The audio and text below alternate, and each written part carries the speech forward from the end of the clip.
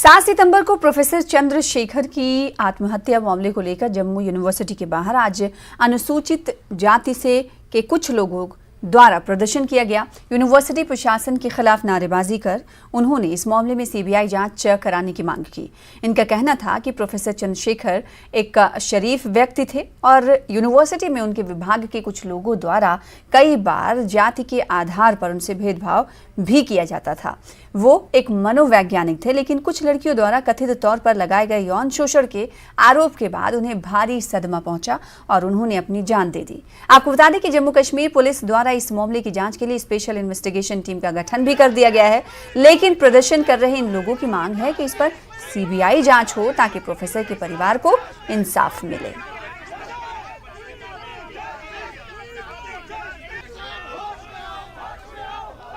क्योंकि जो कल्प्रिट्स होते हैं उनको बचाने के लिए सब कुछ षड्यंत्र रचा जा रहा है।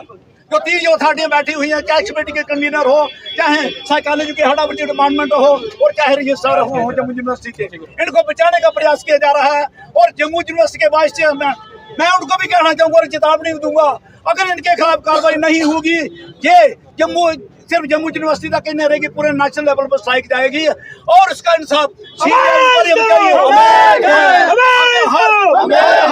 सीबीआई इंक्वायरी चाहिए। और ये 3 पोजीशन पर जो लोग बैठे हैं इनका इमीडिएटली रिमूवर चाहिए।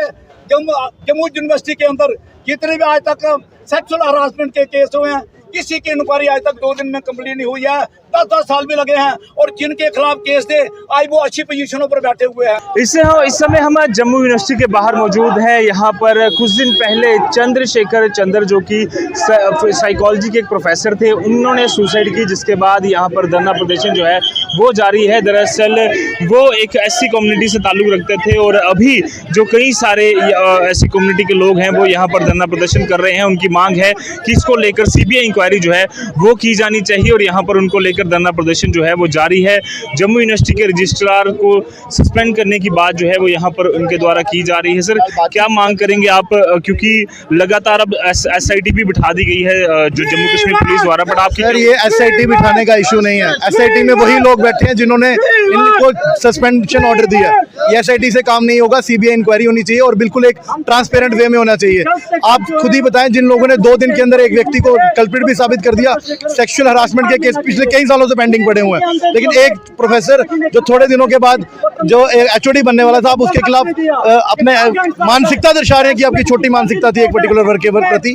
तो सर सीबीआई इंक्वायरी के अलावा कोई और ऑप्शन नहीं है। जब तक सीबीआई इंक्वायरी नहीं होगी हम लोग जो है यहाँ से नहीं हटने वाले। और 3 लोगों की टर्मिनेशन सस्पेंशन नहीं, क्योंकि ये हत्या का मामला। सर आप किसी को आर्टिकल 306 के तहत आप किसी को सुसाइड के लिए उकसा रहे हो। आपने उनकी आवाज सुने बिना उनको दोषी साबित कर दिया। वो एक रिप्यूटेड आदमी था, उस रिप्यूटेड आदमी ने अपनी इज्जत के पीछे सुसाइड कर लिया। तो ये एक सुसाइड नहीं है। यूनिवर्सिटी ने भी आश्वासन दिया है कि पूरी तरह से इस पर इंक्वायरी होगी। सर बिल्कुल इंक्वायरी होगी, लेकिन इंक्वायरी करेगा कौन? वही लोग। वो लोग क्यों इंक्वायरी? अगर वो इंक्वायरी चाहते हैं तो किसी ट्रांसपेरेंट बॉडी को देना, किसी इंडिपेंडेंट बॉडी को देना। क्यों नहीं दे रहे हैं? वो अपने पे क्यों लेना चाहते हैं? वो अगर वो उनकी नीयत साफ है तो साफ नीयत के तहत सीबीआई को दे दे, क्या दिक्कत है उसमें?